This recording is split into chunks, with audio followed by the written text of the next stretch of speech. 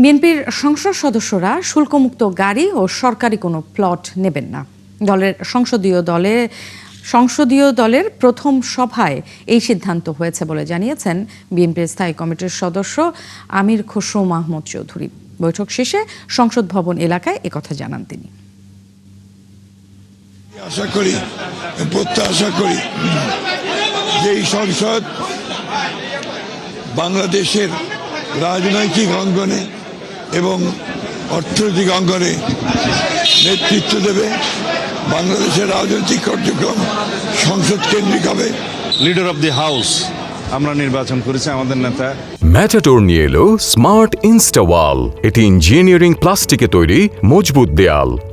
জনাব তারেক রহমানকে আমরা অঙ্গীকার আবদ্ধ হয়েছি, প্রতিশ্রুত হয়েছি। আমাদের দায়িত্ব অনেক বেড়ে গিয়েছে। এটা আমরা ক্ষমতা বলি না, এটা বলি দায়িত্ব।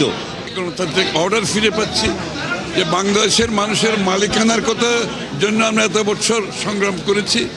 আমরা মনে করি সেই দিকে আমরা যাচ্ছি, বাংলাদেশের মানুষ তার মালিকানা ফিরে পাবে।